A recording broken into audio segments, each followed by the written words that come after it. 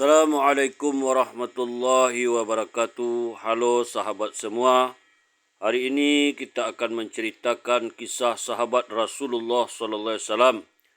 Kisah Rasulullah sallallahu alaihi wasallam memperingatkan Umar radhiyallahu anhu dengan kehidupan beliau yang zuhud.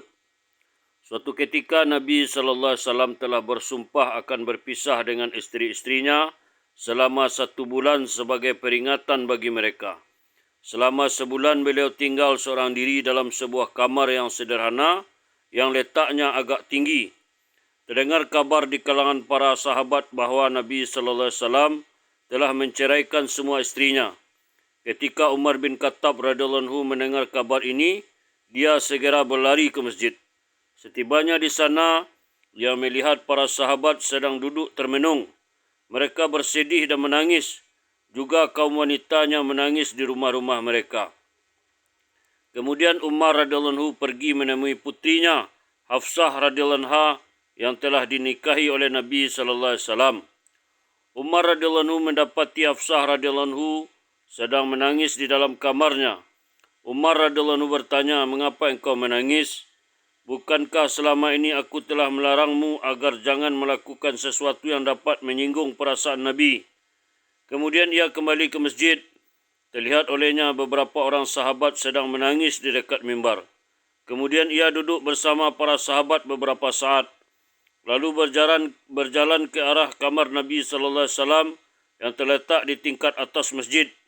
Dia mendapati Rabah radhiyallahu anhu, seorang hamba sahaya, sedang duduk di tangga kamar itu. Melalui Rabah radhiyallahu anhu, ia minta izin untuk menemui Nabi sallallahu alaihi wasallam. Rabah radhiyallahu anhu pergi menjumpai Nabi sallallahu alaihi wasallam, kemudian kembali dan memberitahukan bahawa ia telah menyampaikan keinginannya. Namun Rasulullah SAW hanya diam tanpa menjawab pertanyaannya. Permintaannya untuk menjumpai Nabi sallallahu alaihi wasallam diulang beberapa kali, hingga yang ketiga kalinya barulah Nabi sallallahu alaihi wasallam mengizinkan naik. Ketika Umar radhiyallahu anhu masuk, ia menjumpai Nabi sallallahu alaihi wasallam sedang berbaring di atas sehelai tikar yang terbuat dari pelepah daun kurma. Sehingga di badan Nabi sallallahu alaihi wasallam yang putih bersih dan indah itu terlihat jelas bekas-bekas daun kurma. Di tempat kepala beliau ada sebuah bantal yang dibuat dari kulit binatang yang dipenuhi oleh daun dan kulit pohon kurma. Umar radhiyallahu anhu bercerita, "Aku mengucapkan salam kepada beliau kemudian bertanya, 'Apakah engkau telah menceraikan isteri-isteri engkau?' Nabi sallallahu alaihi wasallam menjawab, 'Tidak.' Aku merasa sedikit lega. Sambil bercanda aku mengatakan, 'Ya Rasulullah, kita adalah kaum Quraisy yang selamanya telah menguasai wanita-wanita kita. Tetapi setelah kita hijrah ke Madinah, keadaannya sungguh berbeda dengan orang-orang Ansar. Mereka dikuasai oleh wanita-wanita mereka sehingga wanita-wanita kita terpengaruh dengan kebiasaan mereka.' Nabi sallallahu alaihi wasallam tersenyum mendengar perkataan aku. Aku memperhatikan keadaan kamar Nabi sallallahu alaihi wasallam. Terlihat 3 lembar kulit binatang yang telah disamak dan sedikit gandum di sudut kamar itu. Selain itu tidak terdapat apapun. Aku menangis melihat keadaan itu." Rasulullah SAW bertanya, "Mengapa engkau menangis?" Aku menjawab, "Bagaimana aku tidak menangis ya Rasulullah? Aku sedih melihat bekas tanda tikar yang engkau tiduri di badan engkau yang mulia. Dan aku prihatin melihat keadaan kamar ini. Ya Rasulullah, berdoalah semoga Allah mengaruniakan kepada Tuhan bekal yang lebih banyak. Orang-orang Persia dan Romawi yang tidak beragama dan tidak menyembah Allah, tetapi raja mereka hidup mewah. Mereka hidup dikelilingi taman yang di tengahnya mengalir sungai. Sedangkan engkau adalah pesuruh Allah, tetapi engkau hidup dalam keadaan miskin." Ketika aku berkata demikian, Rasulullah SAW sedang bersandar di bantalnya. Beliau bangun lalu berkata, "Wahai Umar, sepertinya engkau masih ragu mengenai hal ini. Dengarlah, kenikmatan di alam akhirat nanti jauh lebih baik daripada kesenangan hidup dan kemewahan di dunia ini. Jika orang-orang kafir itu dapat hidup mewah di dunia ini, kita pun akan memperoleh segala kenikmatan itu di akhirat nanti. Di sana kita akan mendapatkan segala-galanya." Mendengar sabda Nabi sallallahu alaihi wasallam, aku merasa menyesal, lalu berkata, "Ya Rasulullah, memohon ampunlah kepada Allah untuk aku. Aku telah bersalah dalam hal ini.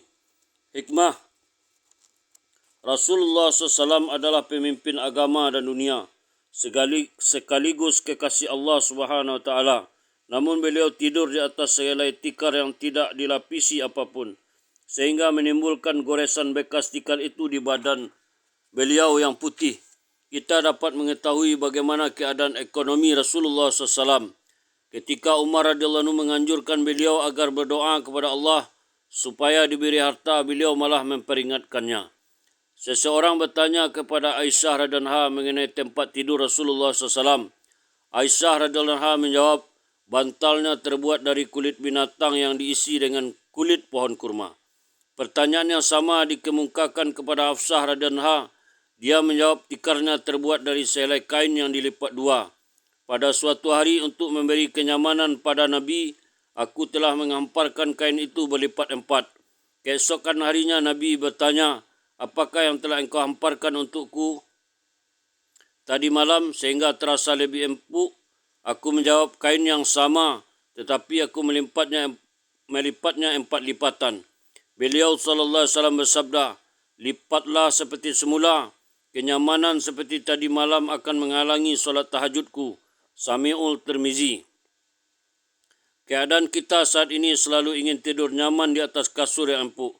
Lihatlah Rasulullah SAW.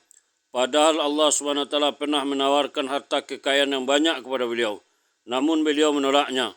Beliau tidak pernah mengeluh sedikit pun. Alhamdulillah, itulah salah satu kisah Rasulullah SAW dan sahabat Umar radhiyallahu anhu. Semoga menjadi pelajaran bagi kita. Kita tutup dengan doa subhanallah wa bihamdihi, subhanallah wa bihamdika, asyhadu an la ilaha illa anta, astaghfiruka wa atubu ilaik. Assalamualaikum warahmatullahi wabarakatuh.